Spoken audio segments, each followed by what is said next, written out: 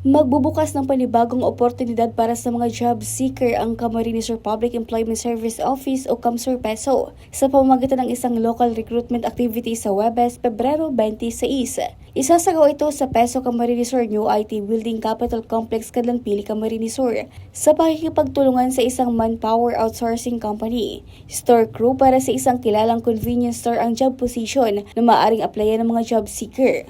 Magkakaigwa kita ni actually this is just local recruitment activity wherein we will be hiring mga store crew. Specifically they will be assigned sa 7-Eleven stores.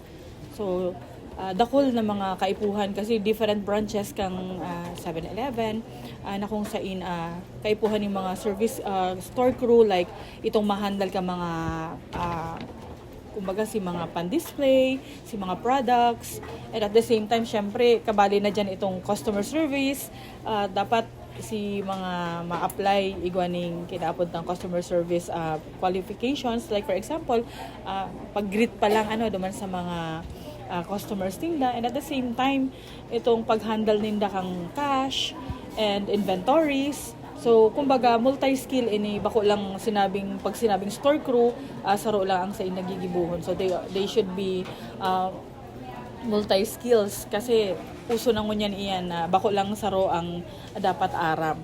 So, itong mga willing and looking for jobs na mga job seekers na dyan, they could come that will be on February 26, magkakaigwaning pre-qualification interview.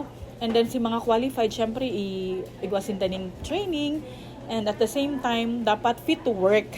And this is, mayo man inining age and, kumbaga, kung gender discrimination, male or female, as long as pwede na sila mag-work, 18 years old and above.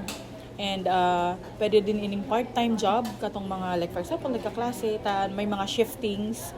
So, itong mga job seekers dyan, inaapudan me to come and attend this local recruitment activity which will be on February 26. Samantala, bukas ang recruitment activity mula alas 9 ng umaga hanggang alas 12 ng tanghali.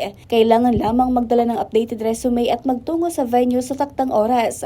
Hinihikayat ng Peso ang mga Camarinense na samantalahin ang programang ito na naglayong ilapit ang trabaho at oportunidad sa mga residente ng probinsya. Regine Boy, CSN.